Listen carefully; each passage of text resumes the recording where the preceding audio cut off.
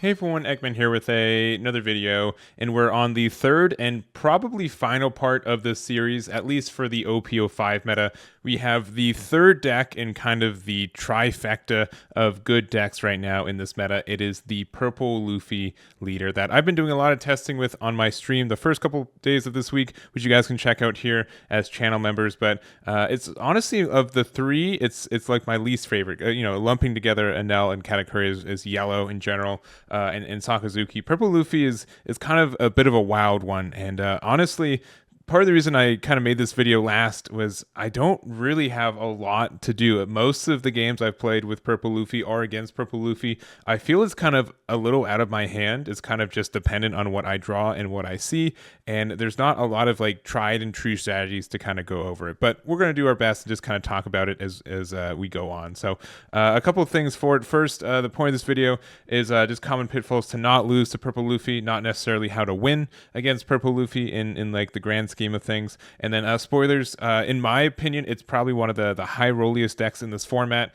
It's really dependent on what cards they're able to see, and not as much dependent on your decisions or even your opponent's decisions. And sometimes you will just lose, and sometimes you'll just win because they won't see the cards they need. They'll have like a handful of bricks that are too expensive to play, and just kind of go from there. So it's very inconsistent, both as my experiences playing the deck and playing against it, and it's a little bit unfortunate for that, because I don't feel like there's a lot that you can do again to kind of approach the meta. But so what this card does, though, real quick, it has this activate main. Once per turn, you may take the top card of your life to your hand. If the amount of Dawn on your field is 0 or 3 or more, you get to add a Dawn as active. So essentially, after turn 1, you get to ramp as much as you want once per turn, as long as you have life to take for it. You can't do this if you don't have any cards in your life, because it is a requirement. It is a cost to add one there.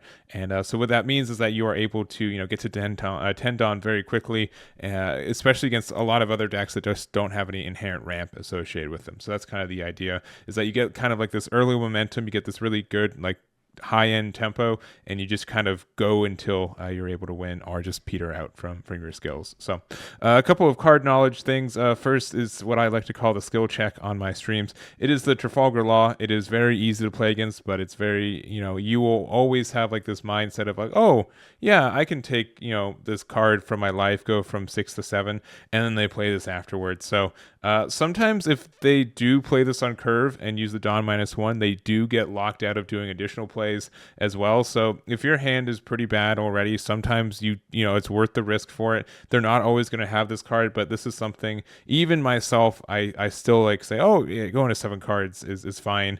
And you just have to be really prepared against what this card does. I also don't think it's as good of a blocker as a lot of other cards that Purple has right now either, especially because it's a 4 cost, which means there's a lot of specific removal that you can hit with Trafalgar Law. So again, sometimes you're okay with them using this card because it puts them back on tempo and plays a really removable card, but it's something you just have to be kind of aware it will exist against playing that deck. Other card is kind of Magellan, and unfortunately there's very little most decks in the format can do to play around this card. The Dawn -1 affects both of you, but if you're Purple Luffy, you're going to be ahead on Dawn anyways by using your leader effect. And then opponent's turn, when this card is KO'd, your opponent returns 2 of their Dawn on their field to their Dawn deck.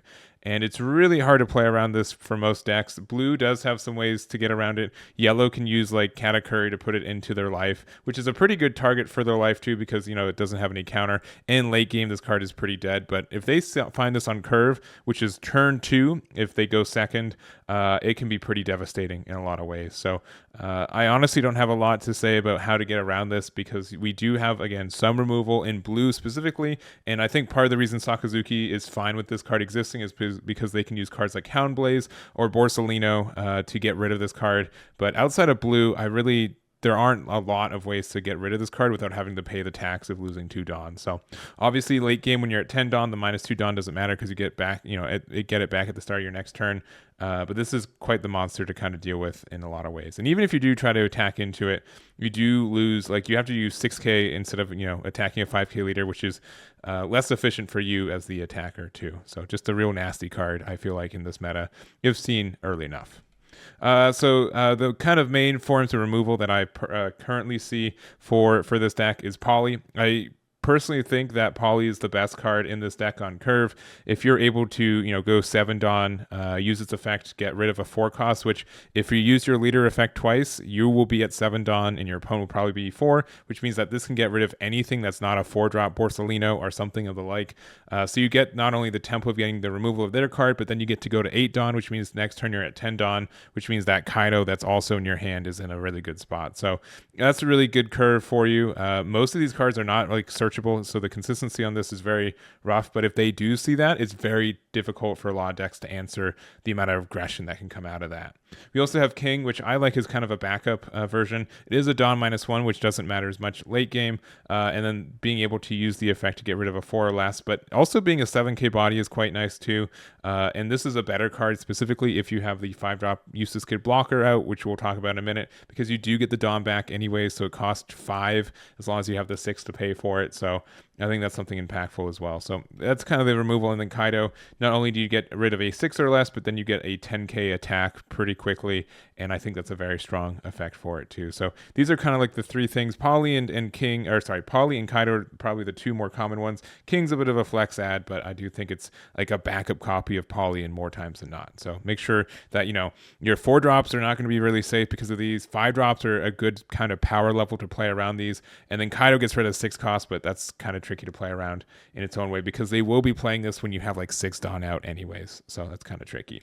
And then kind of like the blocker duo, we kind of talked about Useless Captain Kid already, but these 2 are pretty obnoxious. They're 5-drop blockers, which most decks don't have super good ways to get out of 5 drops right now. There are ways to tech into that, but usually, as we saw, like even the mirror match, you get rid of 4s really easy, but 5s are pretty difficult.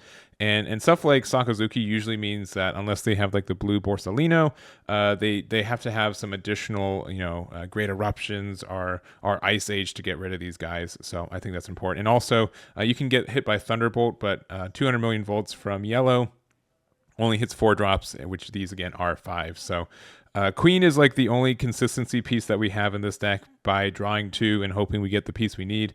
There's always the cool combo of being able to play Useless Captain Kid on 10 Dawn, and then the other 5 Dawn you use Queen, use the effect to draw 2, trash 1, and then you get the extra Dawn floating that you can use to attack something. So that's pretty nice for you.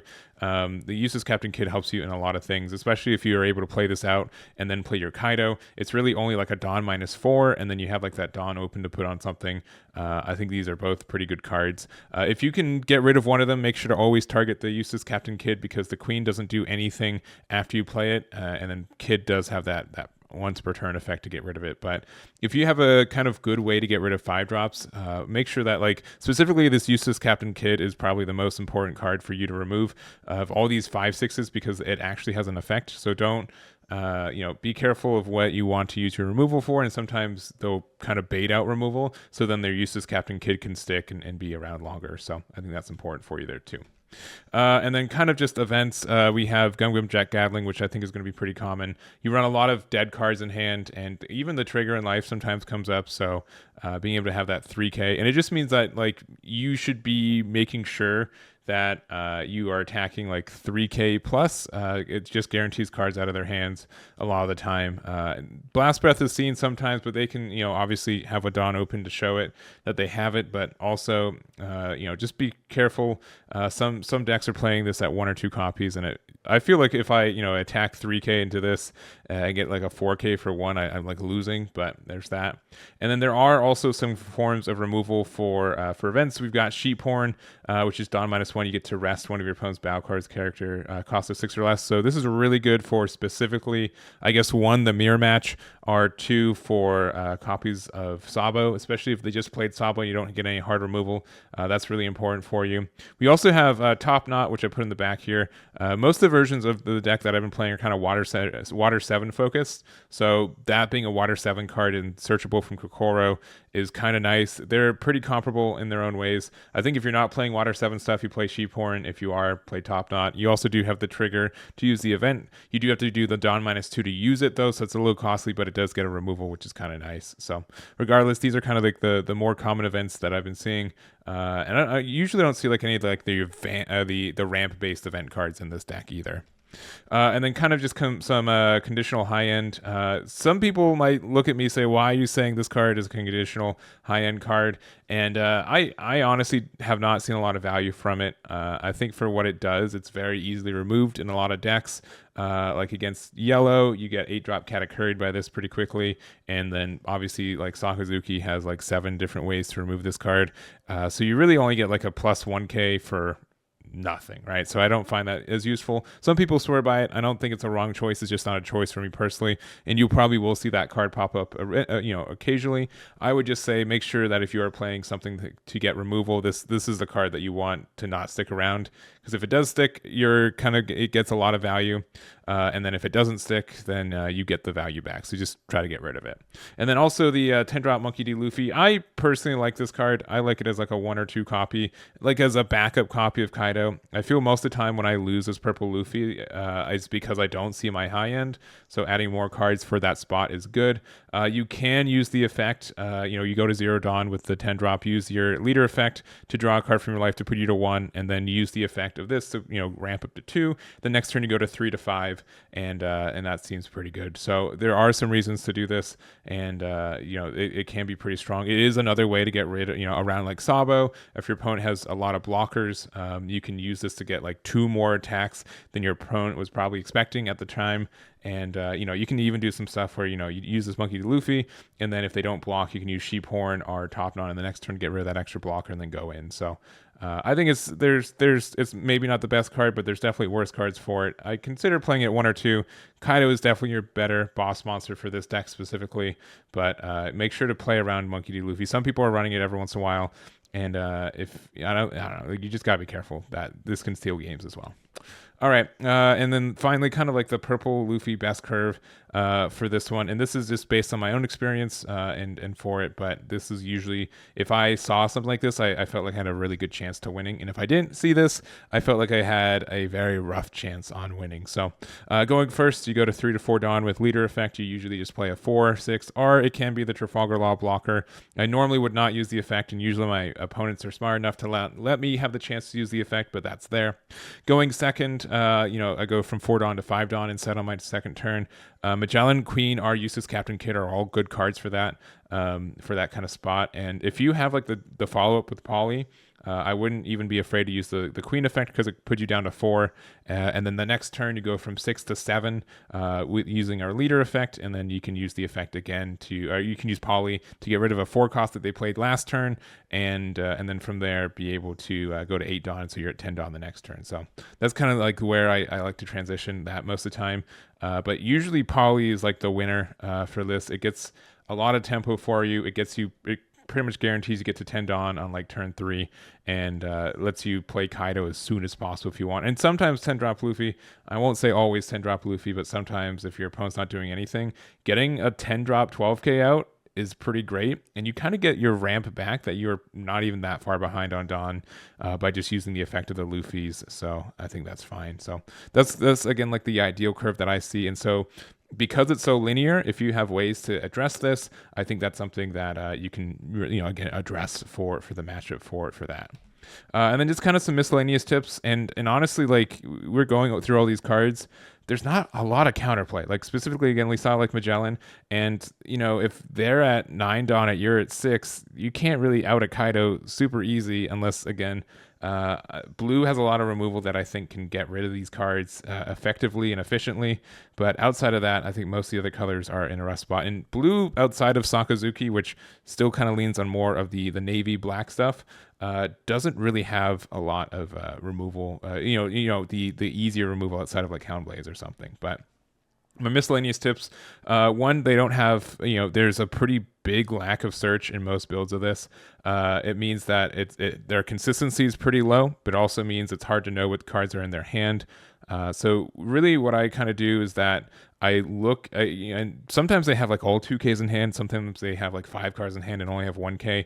So I think like the biggest thing is like sometimes you just have to go for it and hope they have 3 Kaidos in their hand, because sometimes they do, like literally they do. I also say be aggressive and don't always attack their 6K bodies. They are gaining value if they are attacking into like their 6-drop Eustace Kid instead of hitting their life, because it's easier for that one to be around. If you have a way to get rid of it, or you think that they are losing a lot of cards in hand to defend their 6-drop their 5/6 useless kid, then it's kind of worth it. So it's kind of a bit of hot and cold, but I think like you kind of have to be more aggressive with them because they are taking a lot of cards from their life to be able to get the advantage of going so high. And if you give them the additional value of attacking to their 6Ks instead of their 5K leader, they get a couple more turns than they maybe should deserve. So that's kind of there. And then sometimes they have it, sometimes they don't. I feel like I've been dancing around this phrase a lot, but it really is the case for it. This is, I don't know if this is a crazy statement, but I do think like Purple Luffy generically is more of a luck deck than even Yellow, because you kind of have to see your stuff. If you don't see it, like I don't feel like I have a chance to win most of the time. But like Yellow, like it has like more, at least it has like a consistent gameplay and has some consistency pieces. And this deck is just like, I hope you see it. So it really is kind of like, the Purple Kaido starter deck came out like a year ago, and we're still in the same spot with Purple, where they have these insane plays, but they're really hurt with their consistencies, which makes it difficult for, at a high level at times, because sometimes you will just lose. So, and then lastly, they won't always see their top end because they don't have ways to search it out consistently. So if you can, if it's been like 2 turns where a 9-drop Kaido would have been fantastic, they don't have it. They strictly don't have it. So you can identify these times when they don't have their high end.